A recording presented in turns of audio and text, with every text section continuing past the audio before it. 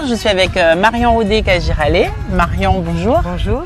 Aujourd'hui, on va parler d'un programme d'aide européen dans l'Ouest guyanais. Il s'agit du programme LEADER.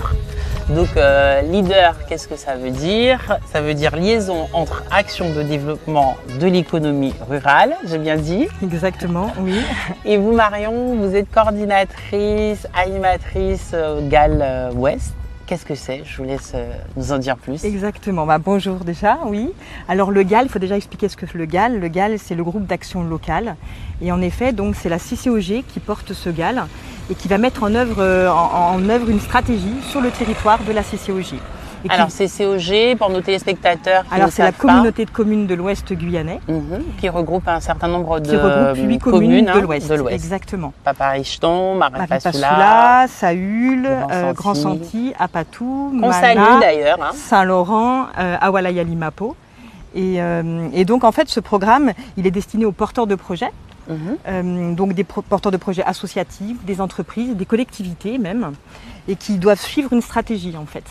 Et donc ils vont nous solliciter, et moi en tant qu'animatrice, coordinatrice, je vais gérer un peu donc cette enveloppe financière qui est destinée à ces porteurs de projets, et via ce groupe d'action locale qui est composé de membres privés et publics du territoire, et qui vont décider localement de l'attribution de l'aide aux porteurs de projets.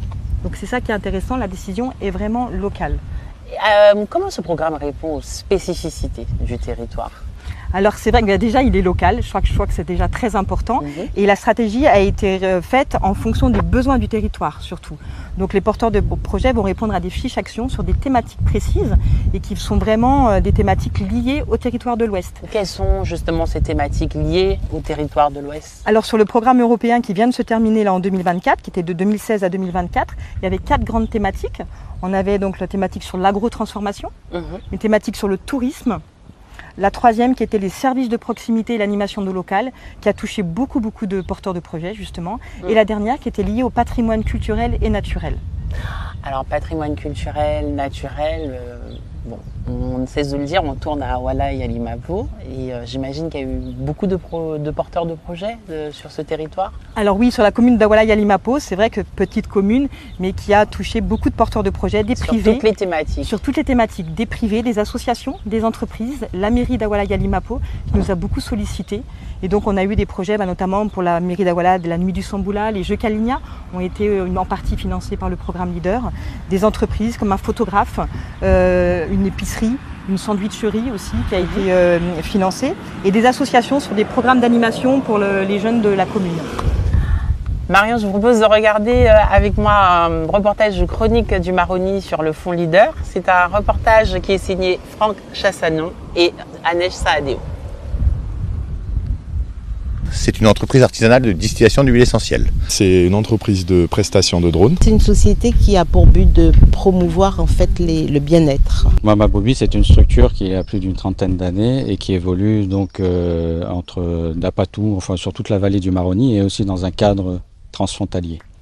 Comme ces porteurs de projets, vous souhaitez démarrer une activité professionnelle. Il vous manque un dernier coup de pouce financier pour boucler votre dossier, ou vous avez simplement une idée de développement pour votre entreprise.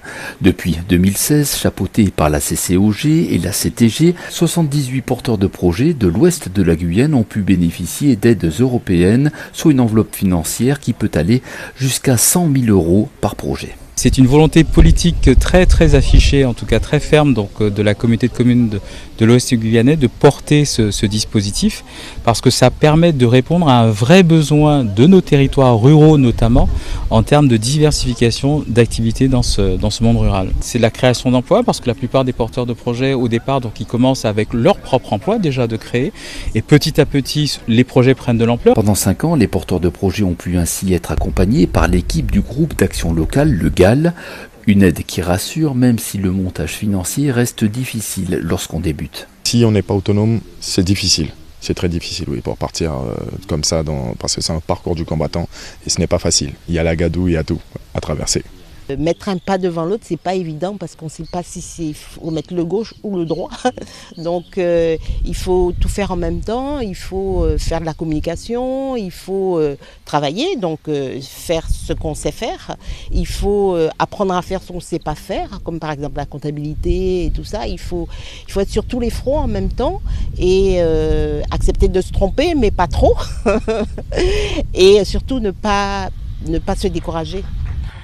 Marion, on se retrouve sous ce carnet. C'est ici qu'il y a eu l'exposition bilan des premiers fonds leaders, n'est-ce pas? Alors oui, on a en effet sous ce carnet inauguré en novembre notre exposition photographique qui était bilan du programme de 2016 à 2024 où on a réuni des porteurs de projets. Donc on a eu plus de 50 porteurs de projets qui sont venus. Donc ça a permis d'échanger entre les porteurs de projets. Donc c'est vrai que c'était assez intéressant de faire cette mise en réseau entre porteurs. Les membres du GAL aussi étaient là, les animateurs.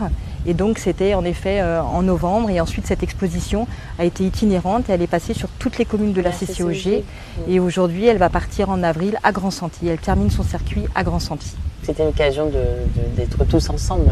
Ah oui, tout à fait. Et c'est vrai que c'est ça qui était intéressant, parce que les porteurs de projets ont répondu positivement à cette invitation et donc ça leur a permis de se rencontrer entre eux et c'était très, très encourageant pour nous aussi de voir que les porteurs de projets répondent à nos sollicitations également. Donc c'est un point très fort pour nous aussi. Oui. Marion, on vient de voir un reportage sur les porteurs de projets dans l'Ouest. Vous, en tant qu'animatrice, comment est-ce que vous les accompagnez? Alors c'est vrai que le rôle d'animateur est très important puisque c'est une animation de proximité. Donc aujourd'hui on est 4 animateurs et vraiment la plus-value du programme Leader c'est un accompagnement de proximité.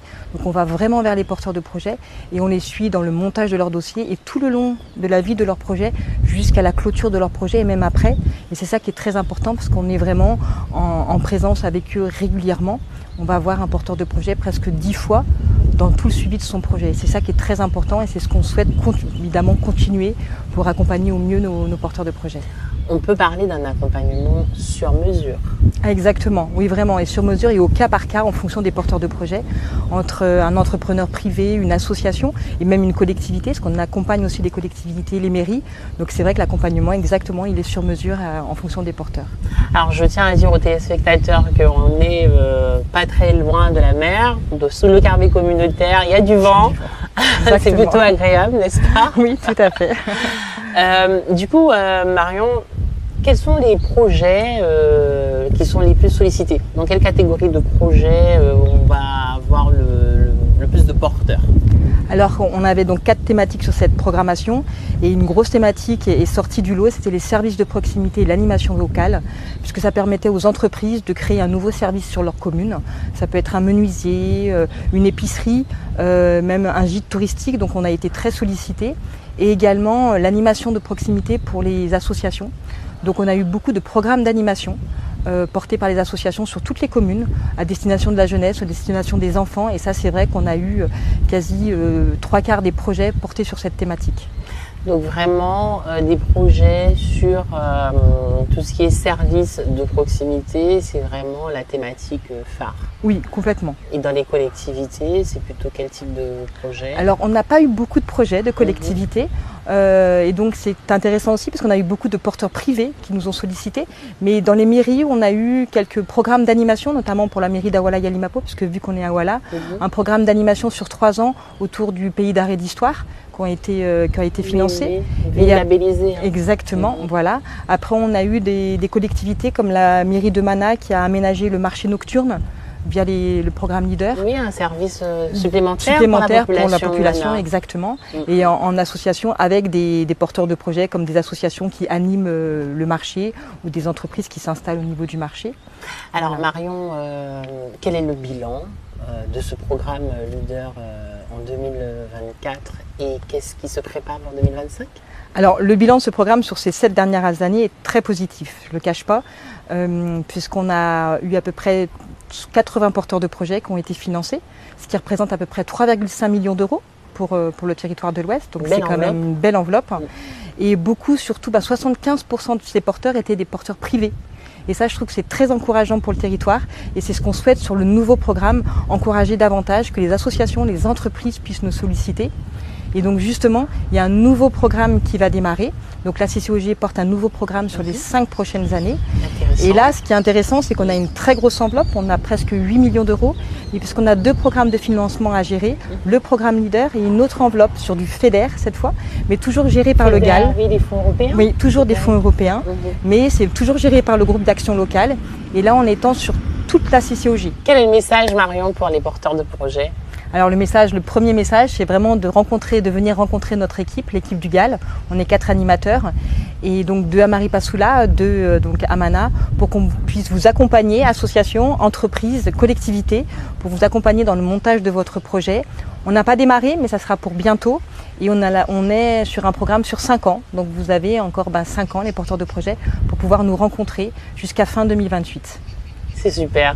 Marion, merci d'avoir répondu à nos questions et à bientôt aux porteurs de projets qui seront nombreux à venir vous voir, je vous le souhaite. Merci, oui, j'espère vraiment que les porteurs de projets vont toquer à notre porte et on est surtout disponible en tant qu'animateur pour vous accompagner.